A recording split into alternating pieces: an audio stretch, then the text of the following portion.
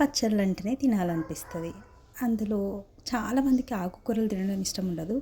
అలాంటి వారు ఇలాంటి పచ్చళ్ళు చేసుకున్నారంటే పుల్ల పుల్లగా ఎంత బాగుంటుందో, కారం కారంగా.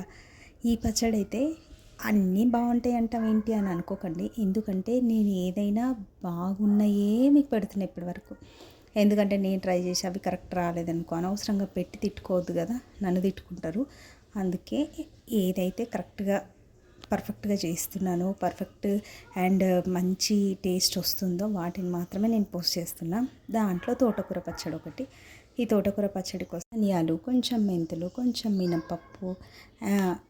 ధనియాలైతే మెంతులైతే కొంచెం వేసుకోండి, లేదంటే చేదైపోతుంది.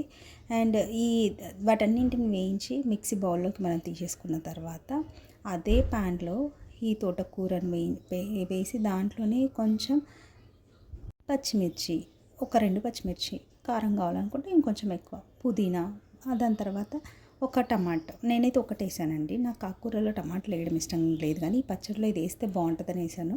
కొంచెం చింతపండు వేసుకున్న వాళ్ళు 2 కూడా వేసుకోవచ్చు. దాంట్లోనే ఉప్పు, పసుపు వేయండి.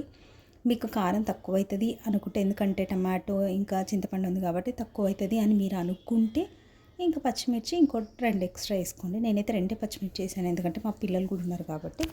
వీటన్నింటిని బాగా మగ్గనియండి. మొత్తం ఇలా ఆయిల్ కొంచెం పైకి వచ్చి ఈ టమాటాలు అంతా ఇలా ఉడికే వరకు మగ్గిన తర్వాత వీటిని కూడా ఒక మిక్సింగ్ బౌల్లోకి వేసేసుకోండి. ఫస్ట్ మనం చేసినాము ఇంగ్రీడియంట్స్ ఉన్నాయి కదా, ఆ పప్పు దినుసులన్నీ వాటిలో కొంచెం వెల్లుల్లి వేసి వాటిని మిక్స్ చేసుకున్న తర్వాత దాంట్లోనే ఇది కూడా వేసేయండి.